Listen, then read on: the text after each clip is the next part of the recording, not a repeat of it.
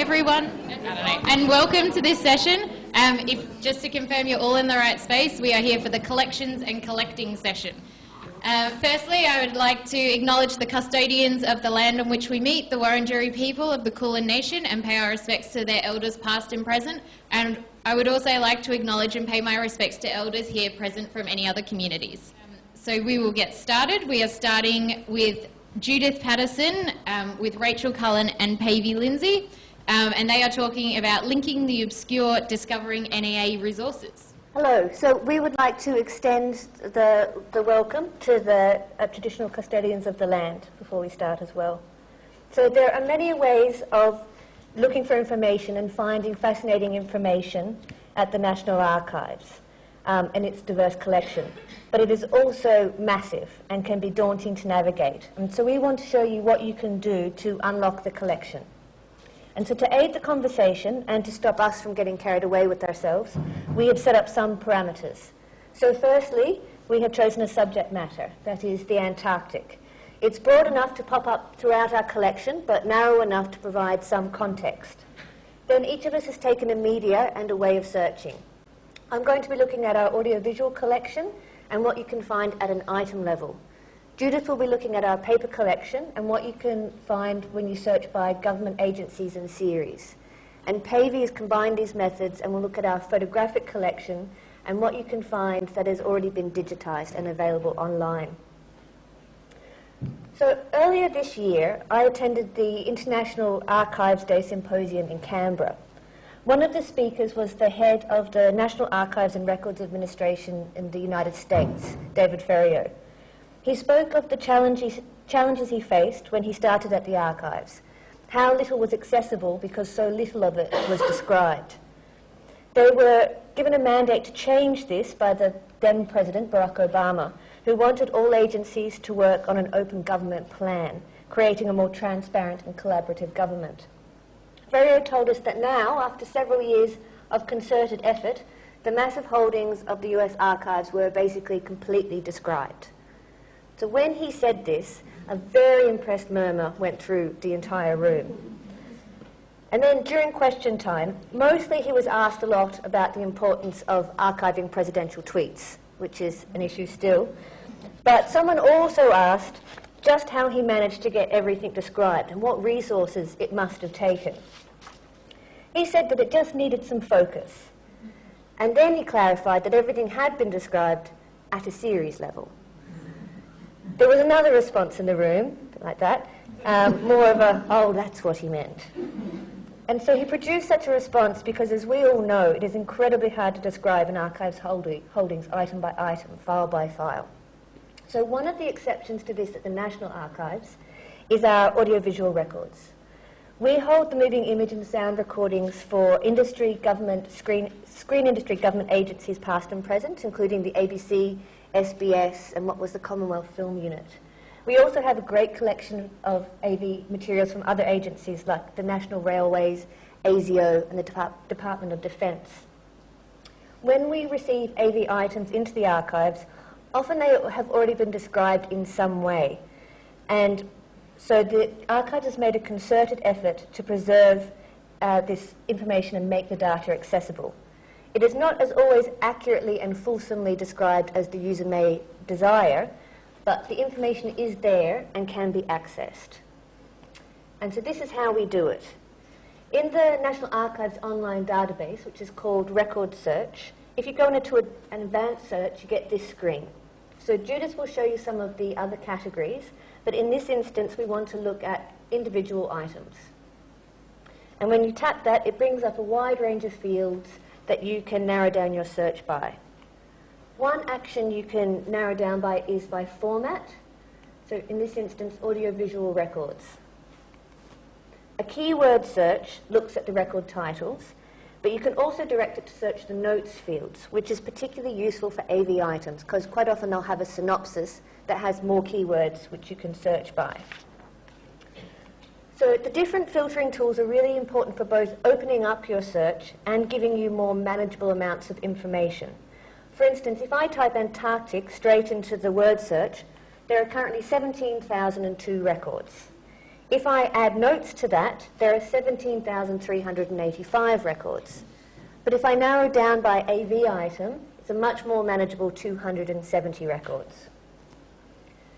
So as a user looking at the online database, the AV records, slightly different from paper records in that there are a few more fields that you can find information. So here we have the title, but we also have a synopsis and notes. So sometimes the title of a film will not give you a huge insight into the subject matter, whereas the synopsis can. So in this instance, the title is quite emotive. Antarctic man, fear does not kill you. But it doesn't really tell you what you'll find in the footage, whereas the synopsis gives you much more of an idea. So in this example, Douglas Mawson, the survivor, the keyword Antarctic isn't in the title at all, but it does come up in the search because the term Antarctic is in the synopsis. So searching like this can help you find more keywords to use. So if I use Mawson to look up AV items, there are actually 1,414 records. So over 1,000 more than come up when you search under Antarctic. So by looking at them, they are also about the Antarctic. One of the reasons for this is that we have a series of data films that take recordings of the night sky, of the sky from the Antarctic stations, including Mawson Station. So this is the slide for the clip that we saw just at the very beginning. It's an SBS scoop clip from 1982. And so you can see again that the word Antarctic isn't in the title. But there is another term, ANARE, which is the Australian National Antarctic Research Expedition. And so using that term, I found this record, which is the ANARE Wives Association Midwinter Dinner from 1973. And you can see, again, Antarctic isn't in the title, and there isn't a synopsis or notes field for this record, so it doesn't come up at all. But I'm going to show you a bit of this footage. So at the archives we have a huge range of really beautiful footage of the Antarctic. But I wanted to find something that was just a little bit different as a way of showing you that the exciting range we have, and that with just a bit of searching you can find more than you would expect. So this is a clip from a dinner from 1973 of women whose husbands were off in the Antarctic. Oops. Take one. I would like to introduce to you Mrs. Smood. Mrs. Bertha Smood is a parent, she's mother of a physicist who is down south at Mawson, and she's going to propose this toast for us tonight. Mrs. Smood.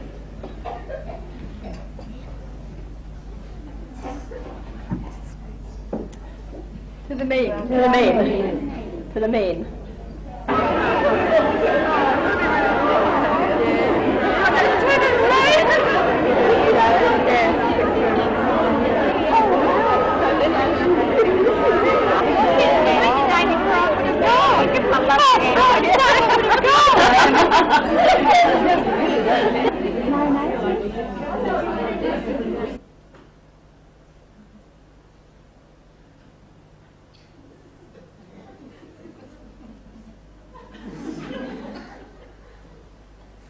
Would you ever worry that he perhaps cares about his work more than he cares about you?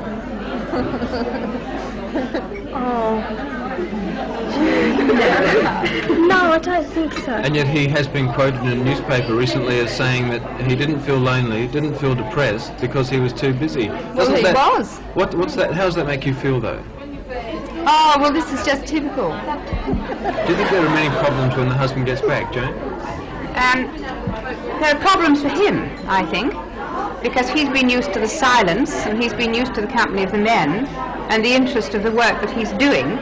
I remember particularly when my husband came back, because children's voices jarred on him and women's voices jarred on him. How many times do you want to go out when your husband's in Antarctica?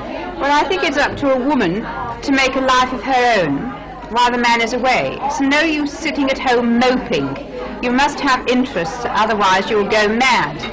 You find out who your true friends are when your man goes away. don't you?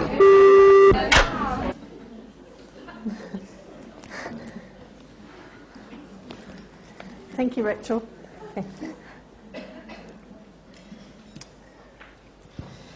As in life, our relationships are important to us, and using relationships is how we arrange, describe and provide access to the records in our custody and the custody of agencies.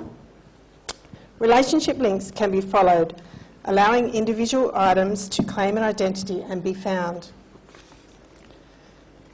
An agency is usually a government department or a part of a department which creates records. It can also be an army base, a lighthouse, an intelligence agency, or an Antarctic station.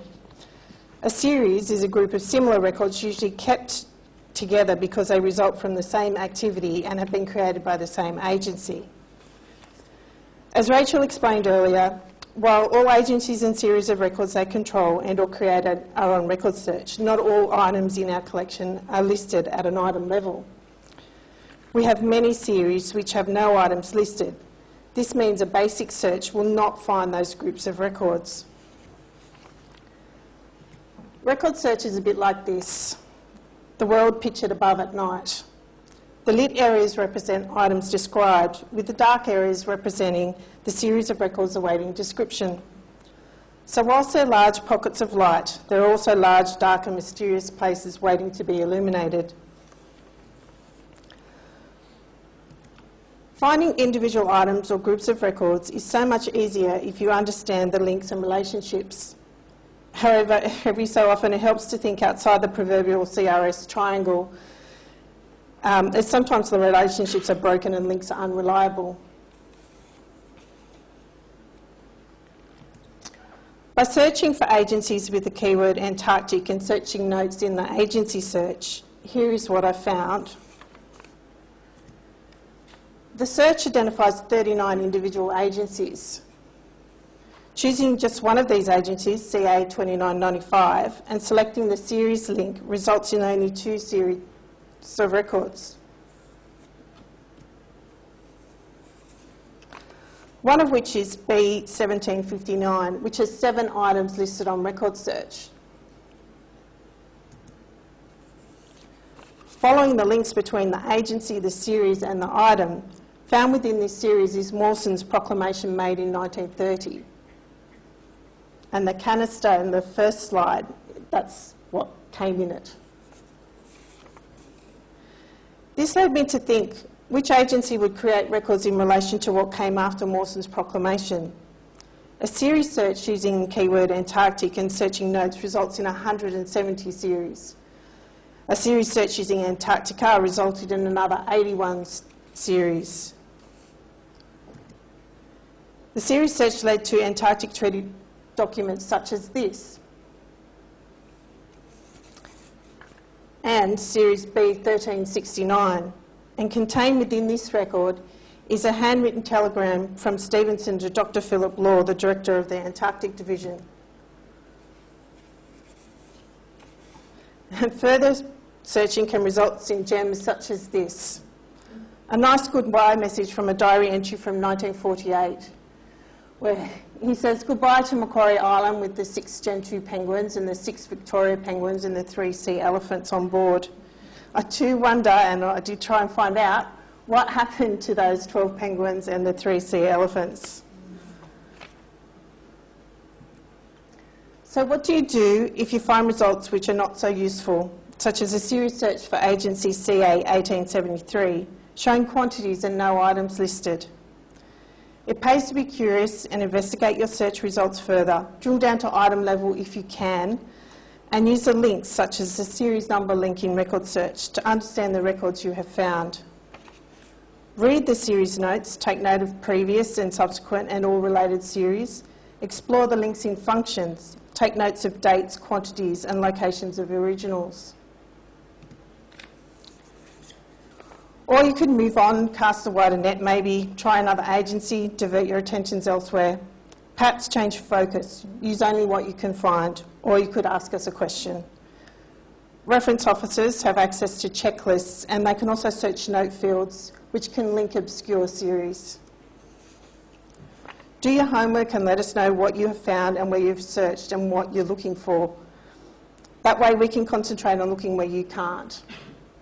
Paivi will now show us what she found in the photographic collection. Thank you, Judith.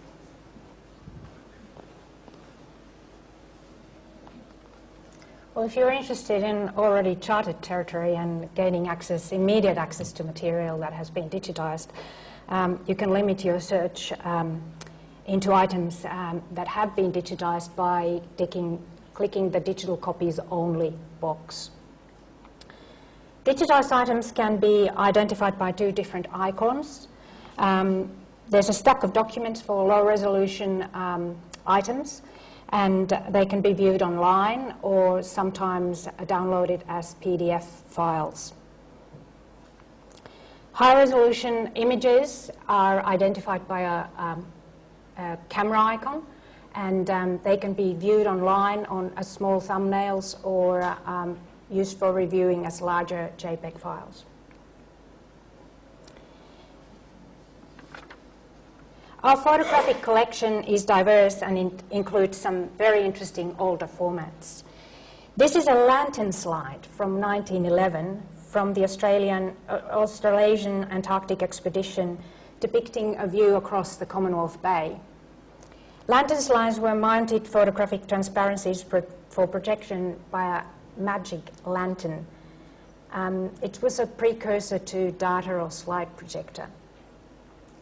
This image is depicting a seal on the rocks in the vicinity of the main base at the Antarctic, Cape Denison, and it's a glass plate negative from 1911. Glass plates were typically thinner than common window glass, and they preceded the film as a capture medium in photography. They were far superior to film for research quality imaging because they were extremely stable and less likely to distort. However, as you can imagine, glass plates, they were rather heavy and quite fragile. The next two images are stereographic glass plates from the same expedition. This one is believed to probably be a view of the round lake or maybe even taken from the main base. The second image is the hut at the main base at Cape Denison, and it's incredibly detailed. Stereographs consist of two nearly identical images side by side, and when viewed through a stereoscope, they give you an idea of having a three-dimensional image in front of you. Typically, they were card mounts, and you might remember those card mounts. They had a little thing that you could flick through. These particular two are glass plates and couldn't have been viewed that way.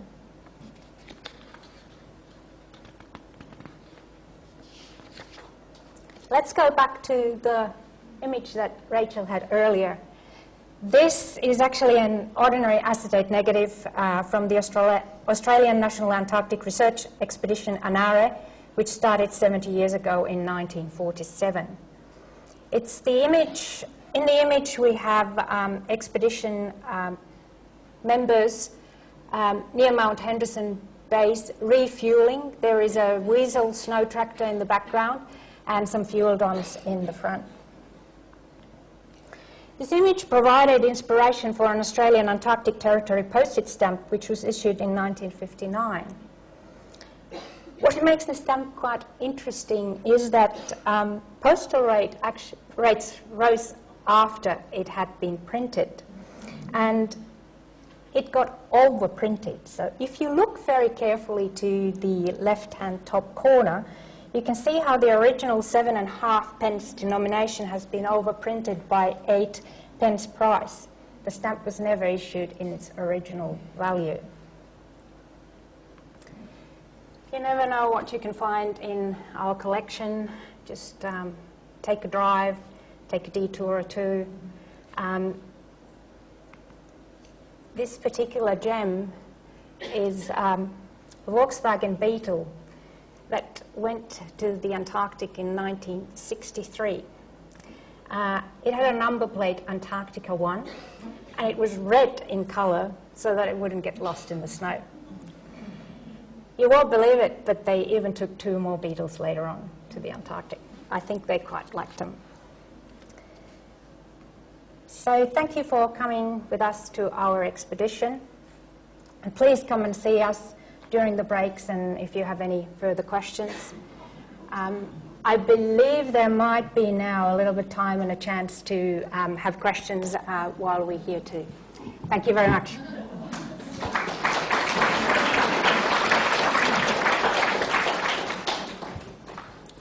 Okay, thank you so much for that really insightful presentation into how we can all access the audiovisual material at NAA. Yeah. Does anybody have any questions or comments for our three presenters?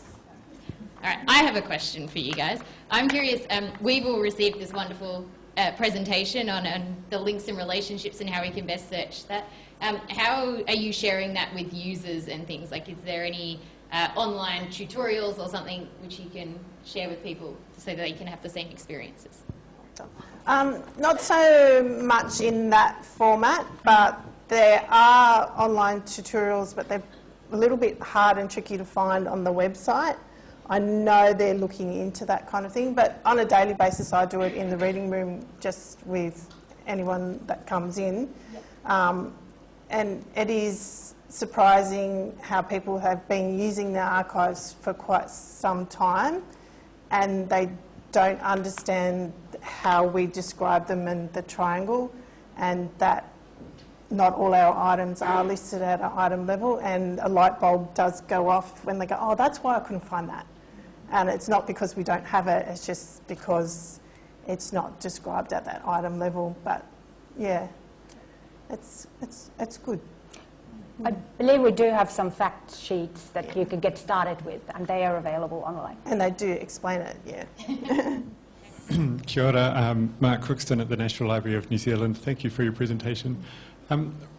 Rachel, in the first one about AV material, you mentioned that for audiovisual material there are different metadata elements that are available. So my question is about the sort of standards and model that sit behind that. Is there one metadata standard that, depending on type, then provides different fields, or are there different standards depending on type that are used? Is it an international standard, or is it something that you guys extended yourself or just made up yourself? Yes. We used the international standard for AV items, and we probably about 5 years ago developed a new information management system for the AV items, and we did that also in consultation with the NFSA, because they were developing it at the same time to make sure that we're on board. One of the things that I think is really interesting with AV items that differs from paper items is quite often their information, their titling information and things like that already exist. So if we get a file in, a paper file, you know, we might have a naming convention, we'll say what it's about, or if it's a meeting and date it and things like that. But there will, a mini-series called Gallipoli is a mini-series called Gallipoli. You can't say with footage of Mel Gibson in the title because that's not the title. So we've got to conform to sort of those conventions of what that information is. So with the standard sort of structure for information management for paper records, there's normally about 8 or 9 layers or levels in terms of provenance and location and titling. When it comes to AV items, there's normally about 14 levels. So yeah, it's always a little bit more complicated, but it's also made a little bit easier in that you've got lots of other sort of things that you want to line it up with as well. But I think it makes it tricky for an organisation like ours where only 10% of what we hold is AV. So most of the people in the archives, they know so much about the paper, but to have a more complicated format that only needs to take up 10% of your knowledge kind of makes it tricky. So we have that sort of dedicated team that looks after that stuff. Hi, my name's Christy Tamas. I'm from Ditto Labs. I was curious about the canister that you showed on screen. What parts of your record are held as physical objects, and how are they described in your search functions? They're described the same way as a paper item and essentially an AV item. But so we do have lots of physical 3D things as well as the paper. That's one of them, and it's located in the Canberra repositories. So, yeah, so they essentially describe the same way. That's obviously a high-res image of that canister. Yeah, so. And with the item level searching, where you can search by format, you can narrow it down to look for different kinds of media into all formats. Except that would come up as a photographic item, not a canister, I suppose. Yeah. Questions. We will thank our presenters, Rachel, Judith and Paivi, again for a fantastic presentation. Thank you. And I'm just going to apologise for being a really bad chair and not taking my own advice and introducing myself. So I'm Nicola Lawrence. I work at the Scholarship Research Centre here at the University of Melbourne, and I am a counsellor for the Australian Society of Archivists. So next up we have Sue Fairbanks, who's acting university archivist here at the University of Melbourne, and she will be talking on the collective archive at the University of Melbourne Archives. I've titled this The Collective Archive at the University of Melbourne, and what I want to tell you really is 3 stories about the University of Melbourne Archives and the conference theme of diverse worlds, and to tell these stories in the context of recent archival discourse. The stories look at where the University of Melbourne Archives has been, where it is at this point, and the lessons learnt from these experiences, which might be helpful in our diverse worlds and digital future.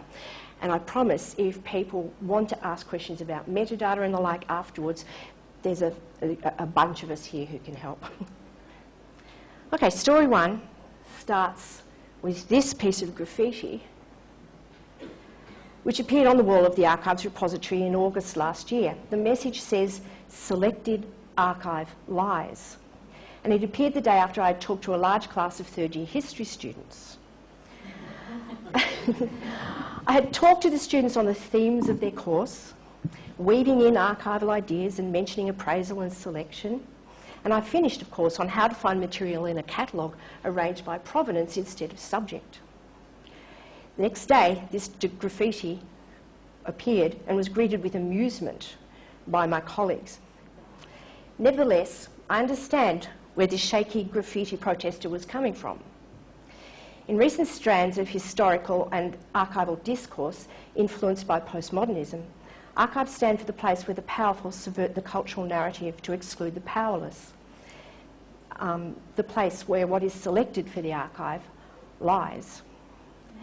In Alana Cumbia's book on queering the archive, I'll just take that away, it's too disturbing.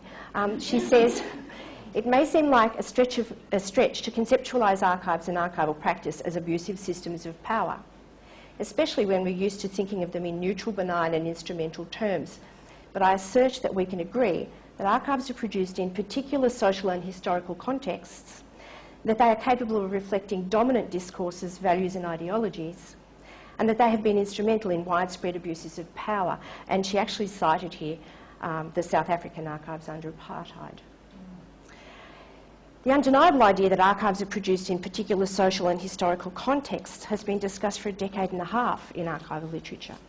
Joan Swartz and Terry Cook wrote on Archives, Records and Power in 2002 and agreed that while many postmodern reflections on the archive have been made without reference to archival theory and practice, they have nevertheless made it clear that archival institutions wield power over government and corporate accountability and other things. Archives as records wield power over historical scholarship, collective memory and national identity. For Swartz and Cook, archivists and manuscript curators need to use their power to question and widen their practice, to genuinely include marginalised members of society in the archive, and not just those that historians are interested in looking at. There are many versions in the literature of how this might be done. Cumbia, for example, argues for archiving from the ground up. Community-initiated documentation strategies for people to gather their own legacy worth preserving. This might or might not involve professional archivists or librarians as support personnel or consultants. So this idea of archivists acknowledging their power and facilitating community memory and identity is a turn towards justice and inclusion, but also a necessity in the digital future. Laura Miller insists archivists must transform our practices and the culture we live in. we need to ensure that people understand that the digital objects that they hold in their electronic devices are the basis of their current digital memory, but also potentially their future documentary legacy. People need to know how to manage and preserve digital records now, and they need to hear it from us about why it is important and how to do it. We don't necessarily have to do it for them. So these ideas are calling our profession to constant self-knowledge and forms of activism. And I want to tell you my second story within the framework of these insights. This story is about the origin of the University of Melbourne Archives and other collecting programs in the 1950s, a long time ago. It is also a story of historical change since then and the UMA's growing relationship to community in the later 20th century. So the UMA was established in 1960 at the end of a decade of intense post-war development for archiving. Many of you know this story. In 1944, the first Commonwealth archivist, Ian McLean, was appointed to deal with Commonwealth government records. Custodial responsibility for this program was given to the War Memorial and the Commonwealth National Library, the latter under the direction of Harold White. The employment of professional archivists began to expand as this program grew. The library's archives division was eventually separated from the National Library as recommended by the 1956 National Library Inquiry Committee chaired by Professor George Payton. Remember this name, you'll hear from him again. Simultaneously, there was a fierce competition starting between the universities and the state and national libraries over private or non-government records as primary sources for historical research. In post-war Australia, professional historians challenged the pre-war narrative of Australian identity. What was once a British outpost was now an independent nation, and historians wanted to examine what Australia had achieved. The discipline of history was booming. At the University of Melbourne, Max Crawford built the largest history department in Australia. The study of economic history entered a new phase, with Noel Butlin examining Australia's economic history from the records of actual companies. Finding no records in the national or state libraries, he contacted companies directly and convinced them to send their old records to Canberra, where he set up an archive at the ANU. His colleagues, interested in labour history, soon followed suit and began collecting trade union records. This development prompted a challenge by the National Library. Harold White re-evaluated the collecting policy of the National Library to embrace the collection of manuscripts and archives as a record of all Australian life and to increase the status of the National Library as a nationally significant collection. Ambitious to collect their business records as well, Harold White joined with the Melbourne University economic historian William Woodruff to form a Business Archives Council in Victoria. White paid for Frank Strawn, a former employee of the Archives Division and graduate of this university, to do a business records survey in Melbourne. Frank found plenty of business records, many of which were at risk of destruction in sheds and basements. And when companies started offering their records to the Business Archives Council, these records were taken into temporary storage in the Baillieu Library next door. University of Melbourne historians immediately urged the Vice-Chancellor, Sir George Payton, to appoint a university archivist, and Frank Strawn was employed as the foundation archivist of the university on the 29th of June 1960, tasked with working with the Business Archives Council and collecting business and the university's own records. So we were immediately established as an in-house and collecting archive. But wait, there's more. Melbourne Uni historians and Sir George were all privately adverse to more primary research sources going to Canberra. I'm sorry. Patton believed that the State Library was in no situation to collect private records, although they were developing a program to do so. I'm sorry.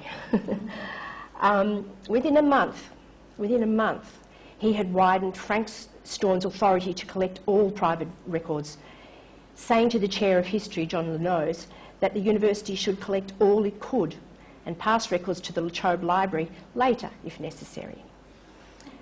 At the University of Melbourne Archives, Frank Strawn was a raconteur, networker and collector to his core, passionate about heritage and worthy of Payton's trust. Now, at this point, I wouldn't blame you if you were suffering from cognitive dissonance? Where are the diverse worlds in all of this? Surely this is the story of powerful institutions being created in the context of an Australian history which celebrates the identity of European Australians, of pastoralists, miners, manufacturers, workers and the like. Where are the Indigenous Australians, the women, the poor, the queer? Our 1950s identities and narratives might have been of Australia as an independent nation, but our university and library archives were established to collect social records which participated in the dominant discourses, values and ideologies of European triumph in Australia. However, we're a long way from the 1950s. And histories of Australia have contested and multiplied away from these early narratives. We have had the history wars over European invasion of Australia and the impact on Indigenous Australians. And we've had feminist and queer reconsiderations of Australian identity. Historians are no longer the dominant users of collecting archives, as their interests have moved on. And community historians have found relevance in the records collected in the 1950s, genealogical, local history, that kind of thing. You were made the initial collection focus evolved as Australian society changed in subsequent decades, and so too have the collection focuses of other institutions collecting archives and manuscripts. But let's go back to Frank Strawn. Here he is, outside the archives, after 35 years when he was about to retire, and here's Sir George Paton, former Vice-Chancellor of the University. So Frank, yes, as I said, collected widely for 35 years. Within the university, this meant collecting student clubs and societies, the records of academics, and the administrative records of the university, represented by the council here. He showed, although the work of taking care of university official records was augmented after the 1973 Public Record Act by a records officer in administration, and now we are actually split between archives and record services in this university.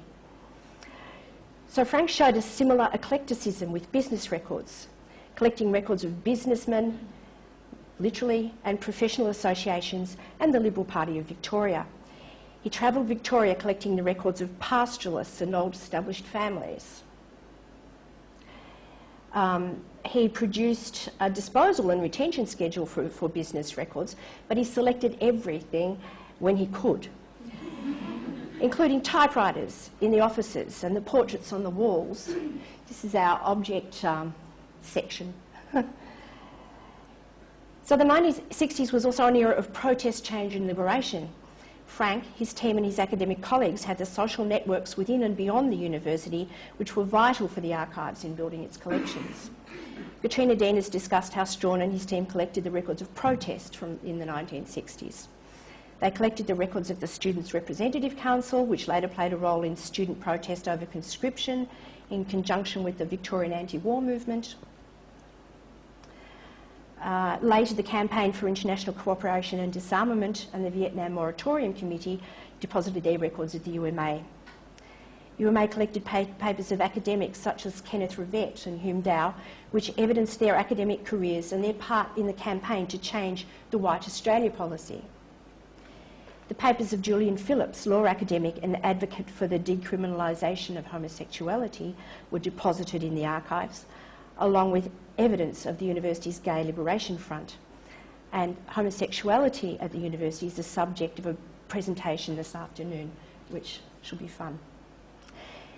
When UMA began collecting evidence of working class activism, aka Victorian trade union records in the 1970s, true to form, this expanded to include people and political organisations associated with the labour movement, such as the Victorian Committee of the Communist Party of Australia and its Women's Committee. Records of the second wave women's movement were offered by graduates and associates of the university, starting with the records of the Women's Electoral Lobby, which played such a decisive role in the Whitlam Labor government coming to federal office in 1972. At this point, I'm reminded of a quote adapted from the movie Field of Dreams. "If you build it, they will come." And once established, the University of Melbourne Archives combined deliberate collecting of business, trade union and university records with records offered for donation by people who wanted their documentary legacy preserved and researched, or the lives of their loved ones remembered. UMA became a kind of collective as well as a collecting archive, where more likely than not records would be accepted from donors if they had a tangent to the core collection policy. I must say I'd also be very surprised if other institutions, the libraries and so on, hadn't also been involved in this kind of growth. But after listening to Vern Harris this morning, this can be seen as making space in the archives, but not truly inverting the power relationship, because we hosted them, but necessarily lived on to take over their records. In this, one of the most important women's movement collections deposited with the UMA, the Victorian Women's Liberation and Lesbian Feminist Archive, started as a community archive in 1983. The VWLLFA originated as the type of ground-up archive to which Cumbia aspires, a community-initiated documentation strategy to preserve a legacy. It was managed and added to by a collective, including Jean Taylor, until the year 2000, when all avenues to establish a women's archive had failed and she could no longer store it in her tiny little home. UMA agreed to house this rich collection with T-shirts, posters, banners, photographs, publications and much more documenting women's liberation and lesbian feminism. Volunteers from the VWLLFA have worked at the repository describing their collection for many years, often alongside volunteer peace activists and businessmen. UMA did not collect records of Indigenous protest movements in this important period, which included the 1967 referendum, but evidence of Indigenous lives does exist in the UMA's collections as traces in the records of European Australians. Our audit undertaken as part of the university's Indigenous Reconciliation program has documented traces of Indigenous lives in the records of pastoralists, travellers and academic anthropologists. Some of these are photographs or texts in Indigenous language, and some of them are immensely sad reminders of inhumanity towards Indigenous Australians. Our task now is to make these traces more visible, to engage with Indigenous communities and make them available for their purposes, as Dr. Sharon Hubner has done with our Strathfieldsaye estate photographs, which was right next door to the Ramiak Mission in Gippsland. A similar opportunity to assist a traumatised community has come through the actions of our colleagues in the ESRC and their Find and Connect project. This is, as you probably all know, an online resource for forgotten Australians, former child migrants and other care leavers. It documents the location of records across Australia which might inform care leavers in their search for identity and meaning. UMA has traces of care leavers' lives in the records of academic social workers and social welfare agencies and is working towards making them more visible. Okay. Sometimes, I'll say, Frank's selected archive lies heavily on our backs as we try to manage it. It is broadened to welcome in other people's interests, but still exists for the purposes of a powerful university. And so I've come to my third story, which I'll rush through, about where the University of Melbourne Archives is now. Okay, UMA is deeply embedded in the university, with both its collection scope and its digital future dependent upon the university's needs. We're currently collaborating in pilot projects and committees to build a digital preservation capacity at the university, encompassing records and archives, official records and archives, research data and cultural collections. This is a university-wide project taking its first steps to develop the infrastructure of digital preservation and to change the culture of the university to understand it and engage with it. The university needs to build digital preservation for records compliance, accountability and the continuity of its research program. Appraisal and preservation of the university's huge volumes of digital records and research data must come first. Whether we can continue to engage with the collective communities that we have done in the past, but now in digital form, is dependent upon shrinking resources in an increasingly corporate university. And we need, the university is our community in one way after all. But if we want to do more, we will have lots of talking to do. I would like to finish with 3 observations that I've learnt from working at the UMA, which I would like to take with me into the digital future. First, do select, but archivists need to concentrate on identifying and reaching out to diverse communities here and now, because digital records will not survive neglect the same way paper records did. Second, communities which do document their legacy worth preserving will not always be able to sustain them in the longer term in digital form. Institutions with the capacity and funding for sustainable digital preservation, whether they're old ones or new ones, must be available to back up community records, both literally and metaphorically. This will be expensive and complex. And how can it be achieved without more power relationships? Finally, if we're serious, archivists need to search more inclusively for diverse worlds and communities. In the last few weeks, for example, the state and national libraries have been documenting the same-sex marriage debate, one of the most important social issues in our time.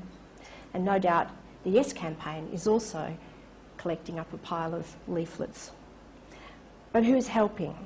But who is helping document the plight of Australia's refugees, or our Islamic communities under siege from haters, or agricultural and Indigenous communities active against fracking and coal mines? I thought it was really interesting how you said that there are traces of Indigenous records within your collection.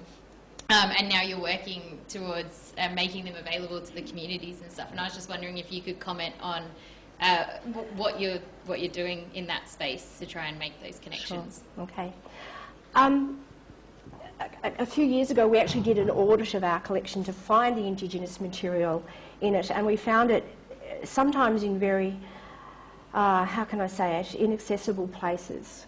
So, for example, things might be below item level, and for us item level is the file or the volume or whatever. It might be a document in another file, or it might be, something of that nature. And while we collected up this audit in order to show people who were interested in reconciliation and dealing with Indigenous people in the university, we didn't have the resources to then go back and catalogue these things or somehow surface these things individually. And that's what we have to do now. Basically, we are also grappling with questions like the Valentine Leaper collection, for example, is something like 90 boxes worth of family records, but Valentine was involved with Indigenous groups who were doing, basically support for Indigenous communities. They actually, I believe, Katie, that there is some material there in Indigenous languages. Do you want to say something about that? We have workbooks that were created for schools on missions in Western Australia in Indigenous languages. And we also have school children's worksheets and so on that the Valentine Leaper collected from missions across Victoria, because she was doing research into what kind of education was happening on missions across Australia. Yeah, I think the issue for us is, what do we list? The 90 boxes, which is the context of these things, or just these things? There's a bit of resourcing implication in all of these, which is quite difficult to deal with. So we do have a long spreadsheet. I haven't looked at all of it and understood all of what we have to do. I imagine that there are a multitude of approaches needed. Thanks. That was a great presentation. I was very interested in the Yes campaign, because obviously that's something that we will be looking at going forward. So using the continuum model, how are you looking at collecting that information as it's being developed? Are you looking at collecting it for the archive? The Yes campaign. Yes. We haven't gotten into that area, not because we're not supportive, mostly because we're not resourced. The State Library, I believe, and the National Library, I believe, put out a call. Is that right? Does anybody know? For people to bring in, you know, posters and campaign material and so on. And I must say, The Guardian is doing a fantastic job of documenting things like how people are having community barbecues and so on and so on, to explain to their neighbours what the issues are. But we haven't done that. I don't know whether ALGA is doing that. I hope they are. Simply, it's a matter of resourcing at this stage. Also, because we're trying to develop digital preservation, we're putting less time into collecting at the moment. Does that help? Yes. I guess I was interested in the practice of collecting going forward. So looking at what's being developed by the community and looking at what sorts of formats are emerging that you want to preserve or you want to keep, particularly around these types of campaigns and what you'd have to offer small communities. I'm sorry, I'm having real trouble hearing you. Oh, I'm sorry. Yes, I guess what I was asking was how you're collecting that information and how you'd recommend people in small community archives collect that kind of information as it's occurring, as it's being disseminated. Okay. Look, there are actually lots of information out there on websites for people who want to take this on as a community. There is sort of information on the National Library of Congress about how to keep or how to deal with your videos, your photos, and things like that. There is, I noticed, information on the manuscript section of the National Library, has information on how to organise your records in order to make them viable in the long term. So there's an enormous amount out there but perhaps in the past what we've done when we had our protest exhibition in 2013, we actually invited a lot of community groups in and had a seminar on how to do some of these things. And we provided them with a list of all of these other resources. Maybe that's what we need to do now, because we can't collect, but we can spread knowledge. Thank you. I think we might wrap up the questions there, just so we have time for our final presentation. So if we could all thank Sue again for her presentation today. Thank you. So our final presentation of the day is going to be by Jane Dyer. She's the archivist at the Presbyterian Ladies College, and I do believe she's the only school archivist presenting during the conference this year, so I feel like extra kudos for that, because we didn't seem to get too many. And again, I think we're going to have a second microphone issue, so just give us 2 seconds. Good morning. My name's Jane Dyer. I'd like to thank you for the opportunity of presenting at Diverse Worlds, the ASA 2017 National Conference. So just as a brief introduction, I work 2 days a week during the school term with part-time staff and volunteers. The collection that I manage is staffed by less than the equivalent of 1 full-time person. We rely heavily upon the assistance of current and former staff volunteers. Indeed, prior to 2000, the collection was entirely organised and stewarded by volunteers.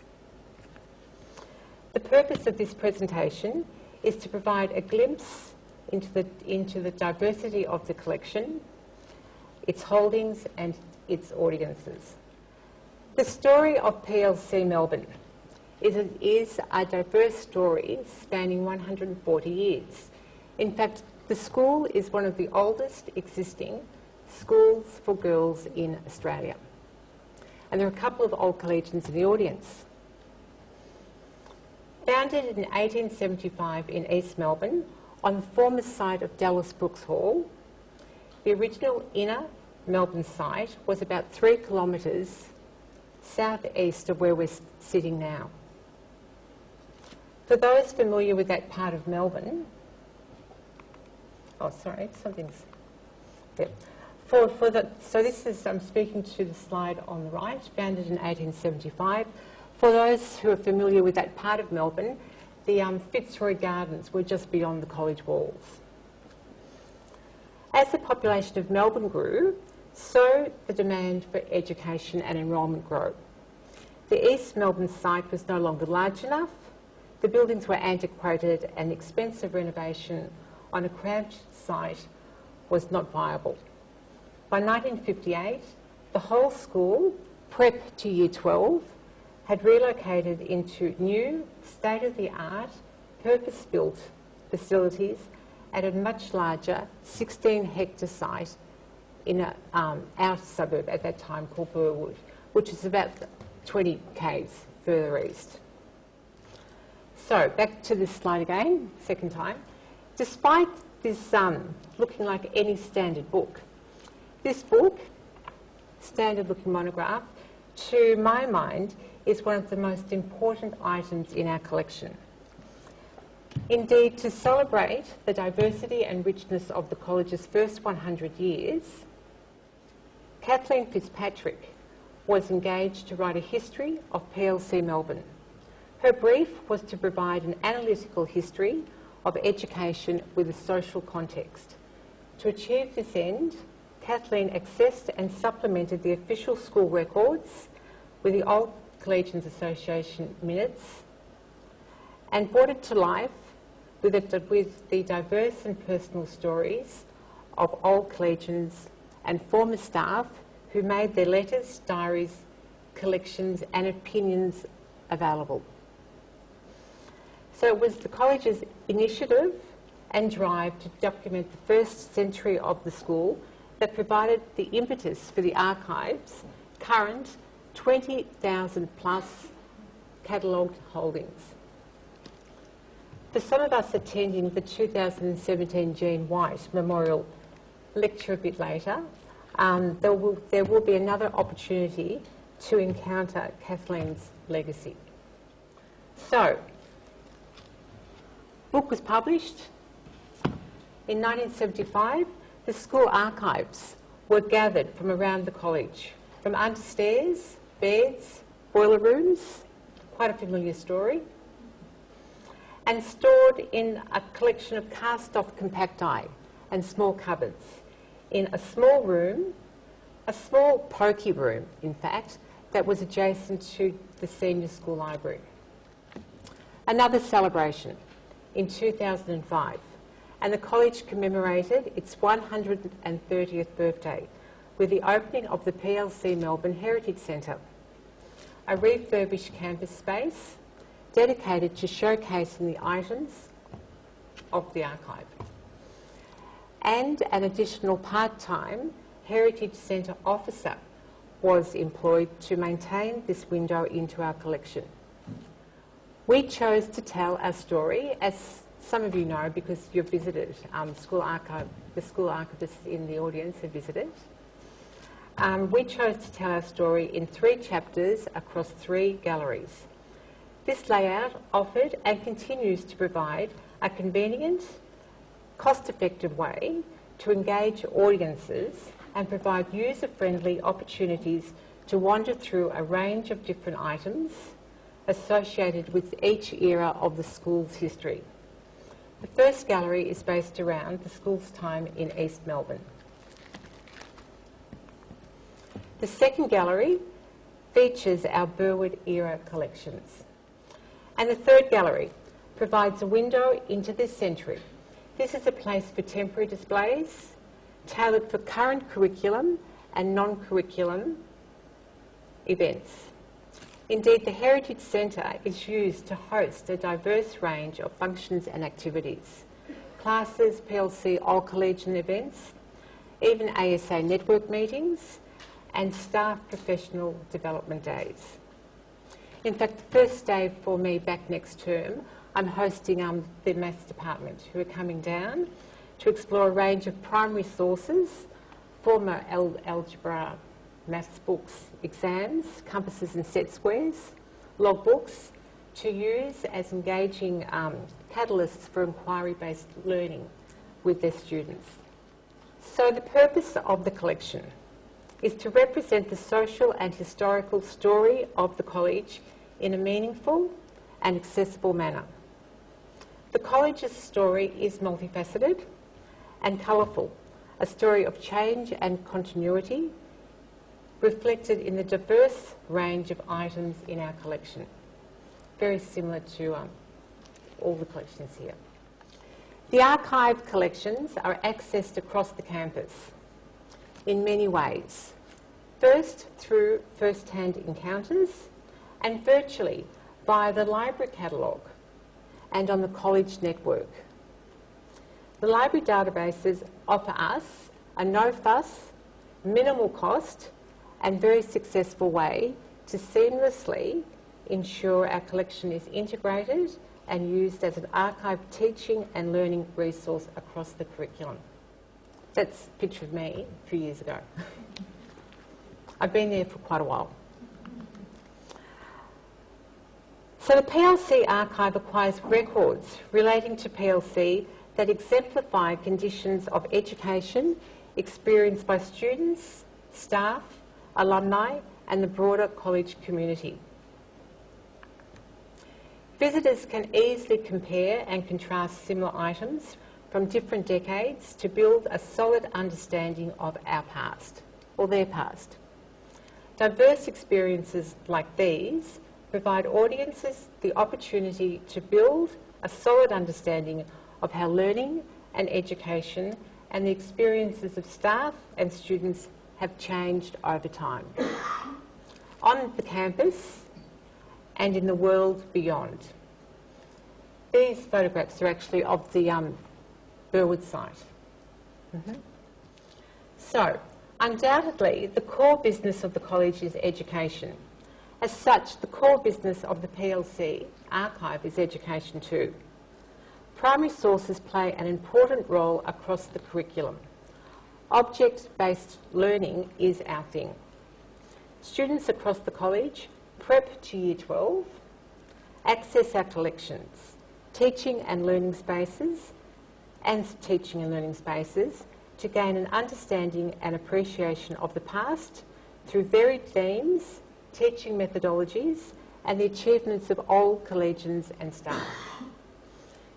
So for example, the experience of trying on clothing and sitting in an old desk engages students of all ages, particularly the younger classes, whilst the older students enjoy the examples of work similar age students produced in the past.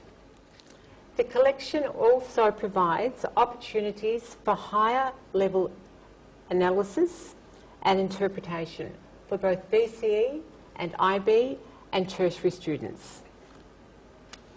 Regardless of the age or the ability, regardless of age, the ability for students to become immersed in the collection leads to far more engaged learning.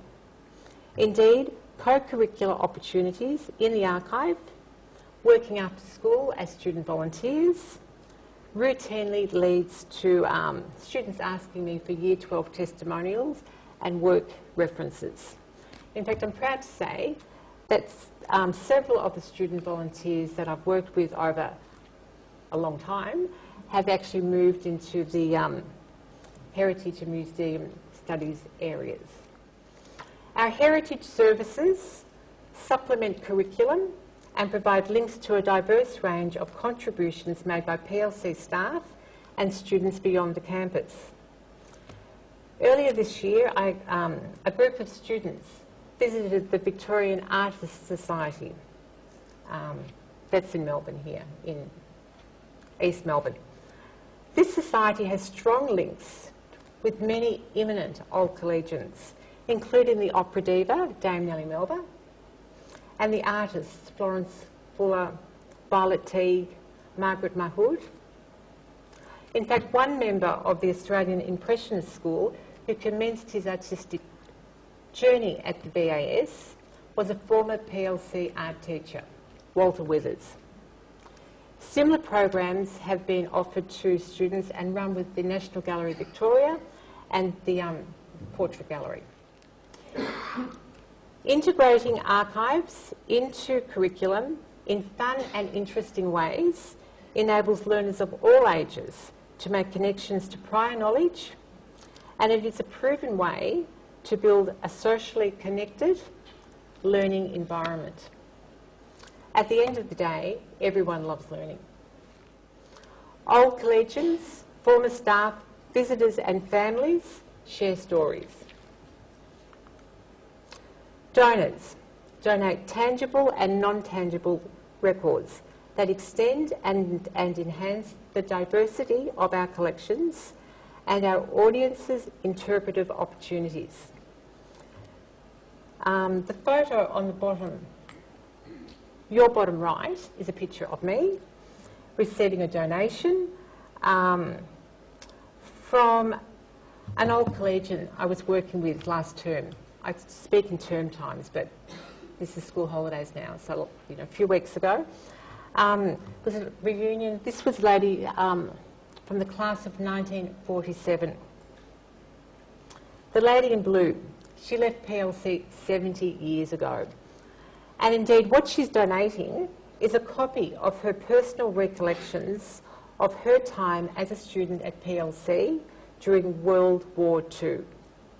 This will make quite an impact when I use it with classes. Old collegians and former staff use our spaces and resources for a diverse range of events, luncheons, afternoon teas, reunions, recitals, mentoring and fundraising events.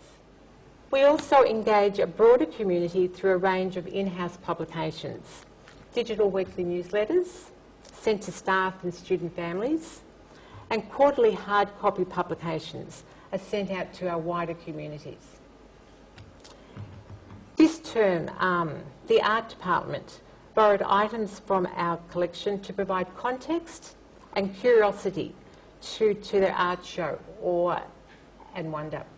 In 2015, we celebrated our 140th birthday, and once again our collections were used, and a beautiful photographic diorama was made as a central piece of the exhibition, which featured 140 photographs documenting 140 years of history.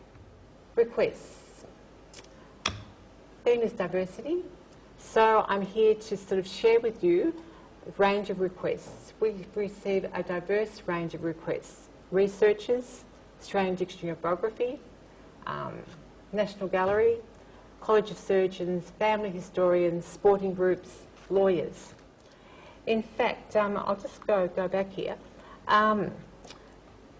So these researchers are seeking to understand and interpret our collection and enhance their own.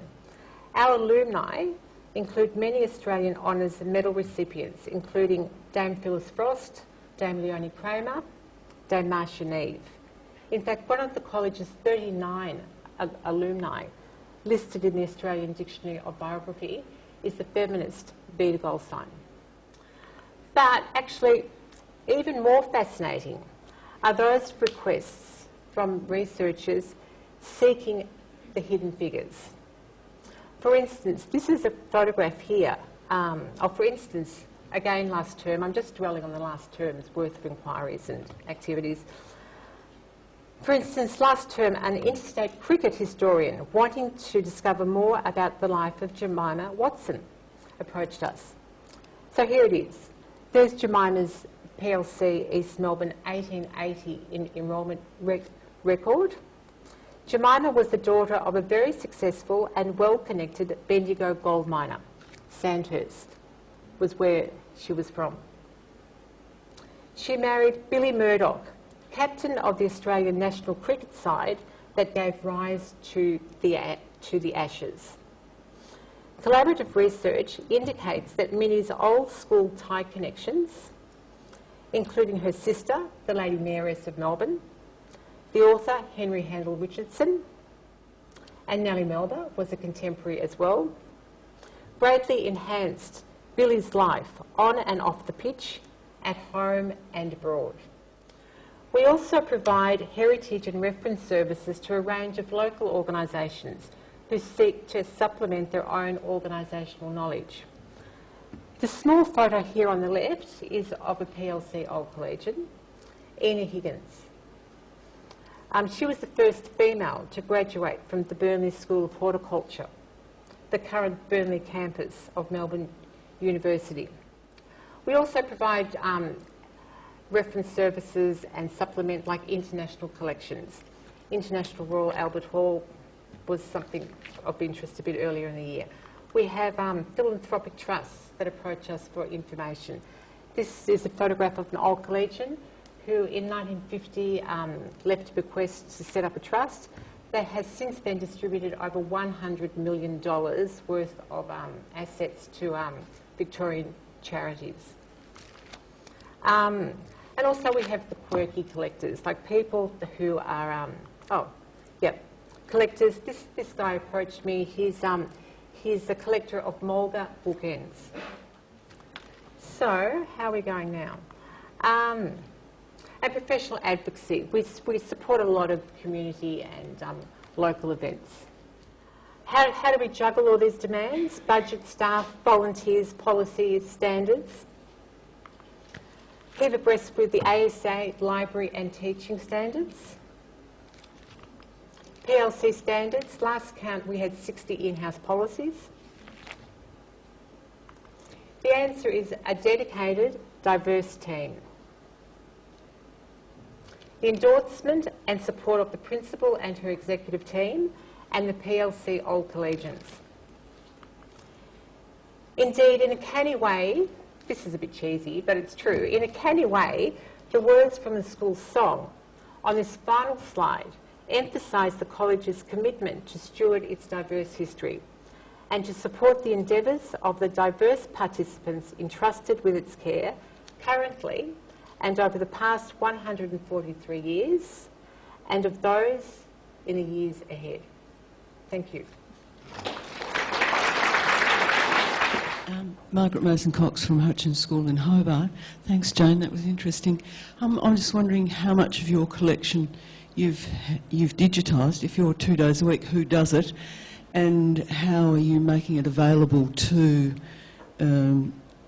how are you making the digitised collection available to externally? Yep. Because this is a private business, so the collection is accessible through the college campus.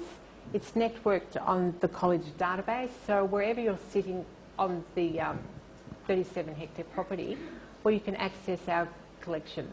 The scanning we send off-site to a company in South Melbourne, AMS Scanning. And they've been slowly, over a number of years, digitising portions of our collection. The cost of scanning has fallen a lot over the sort of 20 years I've been there. I mean, the costs have really diminished. So it's become a lot more affordable. We only digitise the key parts of our collection, and at this stage it's the enrolment records, the school patchwork magazines, and the digital newsletters, okay? And the school histories have been digitised. We could do a lot more. We're not that well resourced. The budget is quite small, and and some of our collection is actually held by legal deposit at the State Library. Yep. So that's a good thing. And we, so the collection is, so the items we have catalogued are fully catalogued using more like library standards, US Mark format for people that know about libraries. And we find that over the years, that's quite a portable substandard that as we migrate through different library systems, there are enough staff on campus to be able to use that technology quite well. And that, in terms of the information skills, that's what students are sort of like, information skills, that's what they're like keyword searching. We use the notes fields quite extensively. And we also have, although it's based on SCIS and ASA-ITIC, which I know is like library jargon, We do have our own thesaurus that we are very anal about, you know, in terms of using that. So we've got the standards, yeah, and it works well in our situation. And it also means that if the school disappears or if the school is taken over by your school, well, our collection is fully migratable, has the potential future migrations through a number of different platforms.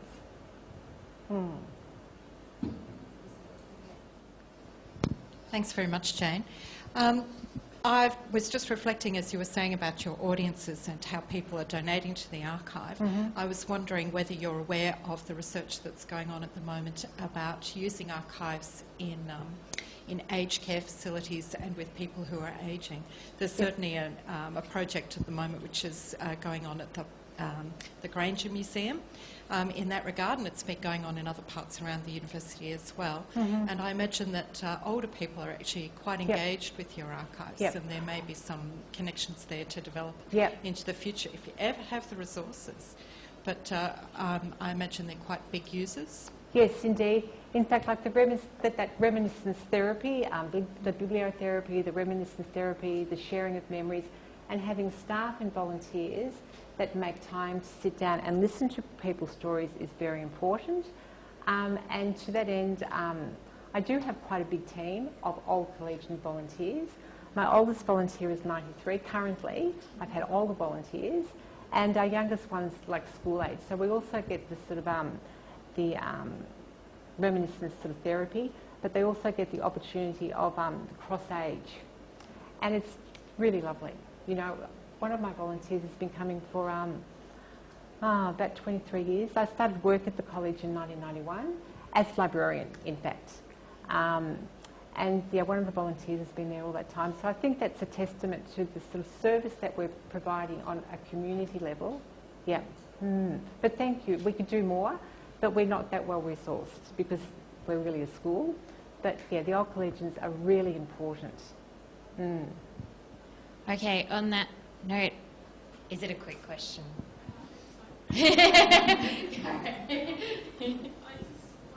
Oops, sorry.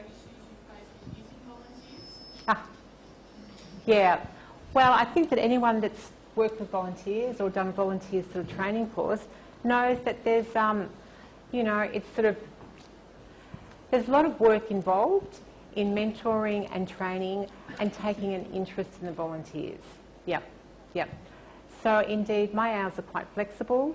Although I'm employed for 2 days a week, often I'm there a lot longer. After the volunteers go, there's a opportunity to sort of like review, pack up, answer inquiries. Yep. So the volunteers, it's a double-edged sword.